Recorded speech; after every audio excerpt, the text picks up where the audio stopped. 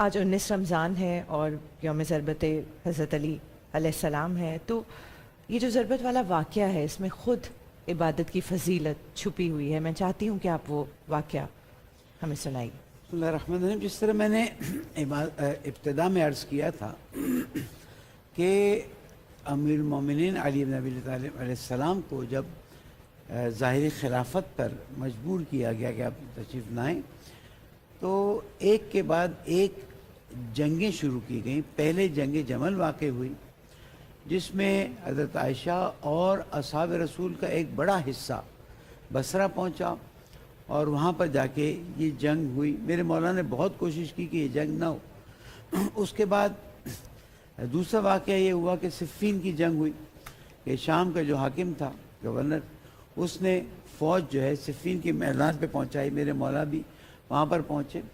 وہاں پر جب ایک ایسا واقعہ پیش آیا کہ جنگ کے آخر میں قرآن مجید کے ورقوں کو نیزوں پہ چڑھایا گیا اور کہا گیا کہ ہم صلح کرتے ہیں. امیر المومنین علیہ السلام فرماتے رہے کہ دیکھو عمار یاسر بھی شہید ہو گئے اور حضور اکرم نے فرمایا تھا یا عمار تقتلک الفئۃ الباغیہ. چیزیں واضح ہو گئی ہیں، نتیجے تک پہنچنے دو. تو ایک گروہ جو ظاہری چیزوں کو دیکھتا ہے، جیسے ہم لوگوں کی نماز دیکھتے ہیں، لوگوں کے سر پہ بڑا نشان دیکھتے ہیں، اور کہا نہیں اب تو قرآن سامنے آ گیا، ہم صلح کریں گے. صلح کی جب بات ہوئی تو اس صلح کا طریقہ کار ایسا تھا، میں یہاں پر اس کو زیادہ بیان نہیں کر سکتا، بہت طولانی چیز ہے، کہ جس میں ایک مسلمانوں کا پورا گروہ جو ہے حضرت علی سے بھی ناراض ہو گیا اور شام کا حاکم جو کہ فوج لے کر آیا تھا اور خلیفۃ الرسول اور خلیفۃ المسلمین پر حملہ کیا تھا، اس سے بھی ناراض ہو گیا. اس گروہ کا نام ہے خوارج. خوارج نے نہروان کے علاقے میں باقاعدہ طور پر پڑاؤ ڈالا. اس پڑاؤ میں وہ عبادت کرتے تھے. جس عبادت کا عنوان یہاں لیا وہ یہ عبادت ہو رہی تھی. یہاں تک کہ جب امیر المومنین علی بن ابی طالب علیہ السلام کا لشکر وہاں پہنچا ہے تو جو علی علیہ السلام کے ساتھ مدد کرنے آئے ہیں وہ رات کو عبادت کی آوازیں سن کر دل میں کہتے تھے یا علی رات کی نوافل میں مشغول ہیں، ذکر الہی میں مشغول ہیں، دن میں روزہ رکھتے ہیں، ان سے کیسے جنگ کریں؟ ہمیں شک آ رہا ہے. ظاہری عبادت انسان کو وہاں تک بہکا دیتی ہے.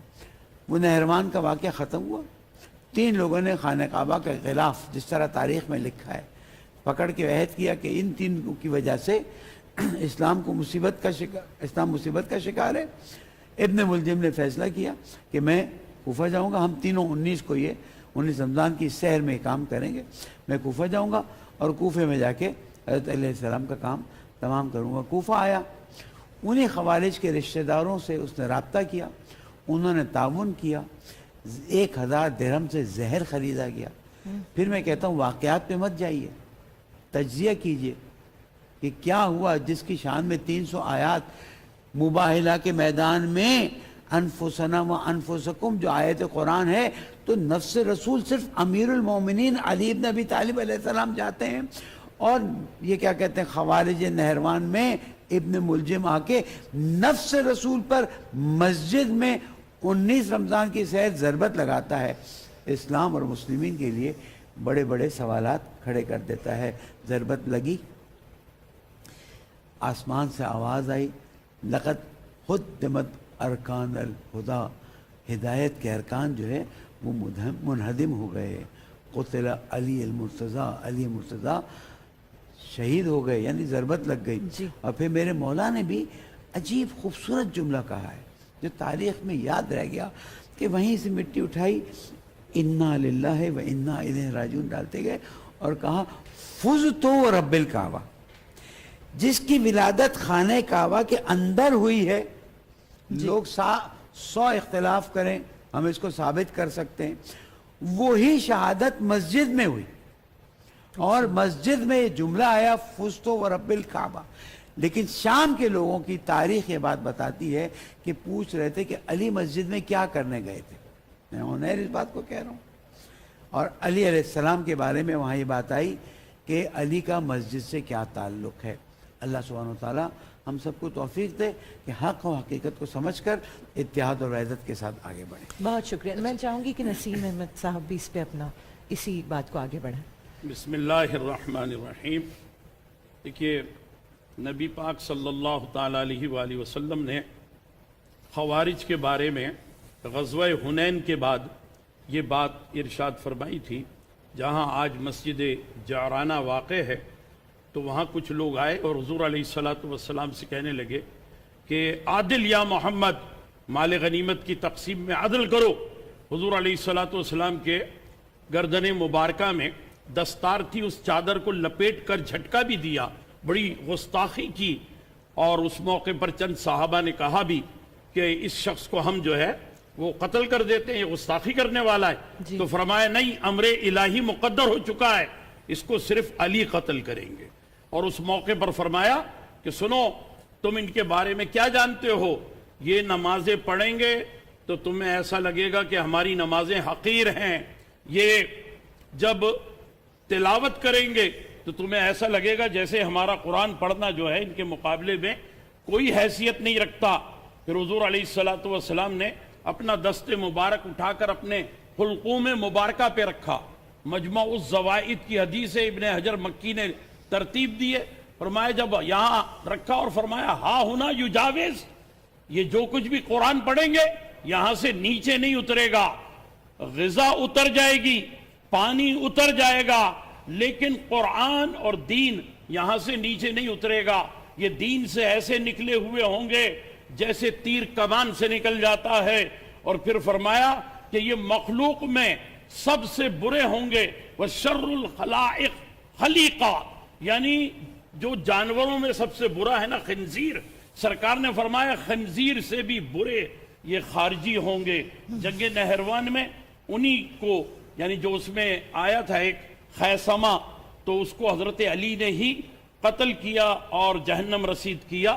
اسی کے لیے پیارے آقا علیہ السلام نے یہ بات فرمائی تھی اور 30 نشانیاں دی تھی کہ خارجیوں کی یہ 30 نشانیاں ہیں، اس کے مطابق دیکھنا. یہ نام بدل بدل کر ہر زمانے میں ظاہر ہوں گے اور نام بدل بدل کر ہر زمانے میں آتے رہے. دین اسلام کو قریب کے دور میں بھی لوگ جانتے ہیں کہ نقصان پہنچایا. کبھی کسی نے کسی اور حوالے سے، کسی نے جہاد کے نام پر، کسی نے وزیرستان میں بیٹھ کر نقصان پہنچایا. تو نقصان تو پہنچایا، یہ سب کے سب خارجی ہیں اور پیارے آقا علیہ السلام کی حدیث مبارکہ کے مطابق ہے. اور جہاں تک حضرت مولا علی مشکل کشا کی بات آپ نے کی، تو ان کا تو دنیا میں آنے سے پہلے ہی عبادت میں وقت گزرا ہے کہ وہ اپنی والدہ کے شکم مبارک میں ہیں اور روزانہ طواف کر رہی ہیں والدہ صاحبہ. اور اسی دوران جو ہے ان کی ولادت بھی وہیں ہوتی ہے. اسی لیے مسلمان جشن مولود کعبہ کا اہتمام کیا کرتے ہیں. تو حضرت مولا علی کی عبادت تو اس وقت سے شروع ہوئی اور پھر جب دنیا میں تشریف لے آئے، آپ کی ولادت باسعادت ہو گئی، تو مکۃ المکرمہ میں اور خاص طور پر خاندان بنو ہاشم میں یہ بات مشہور ہو گئی کہ بھئی جو بچہ جناب ابو طالب کے یہاں پیدا ہوا ہے وہ بچہ آنکھ نہیں کھولتا اور وہ بچہ کچھ بولتا نہیں ہے، وہ بچہ جو ہے ماں کا دودھ نہیں لیتا. تو کیا وجہ ہے؟ تو مختلف لوگوں نے اپنی قیاس آرائیاں کی. کسی نے کہا بچہ نعوذ باللہ پیدائشی طور پر نابینا ہے، کسی نے کہا بچہ جو ہے وہ مخبوط الحواس ہے، کسی نے کہا بچہ ایب نارمل ہے. یہاں تک کہ یہ خبر آقائے دو جہاں صلی اللہ تعالیٰ علیہ وآلہ وسلم تک پہنچی. آپ تشریف لائے اور اپنی چچی جان سے مخاطب ہو کر کے عرض کیا کہ چچی جان مجھے وہ بھائی تو میرا دکھائیے جو بھائی دنیا میں آیا. تو وہ آغوش سے حضور کی آغوش میں آ گئے اور جیسی آغوش بدلی تو حضرت علی نے آنکھ کھولی. جب آنکھ کھولی تو پہلی نظر اللہ تعالیٰ کے پیارے محبوب علیہ السلام کے رخ زیبا پر پڑی اور اس کے بعد خوشی کا اظہار کیا اور اس خوشی کے اظہار میں منہ کھل گیا. اور جیسے ہی منہ کھلا پیارے آقا علیہ السلام نے اپنی زبان چسائی، اپنا لعاب دہن حضرت علی کے دہن مبارکہ میں ڈال دیا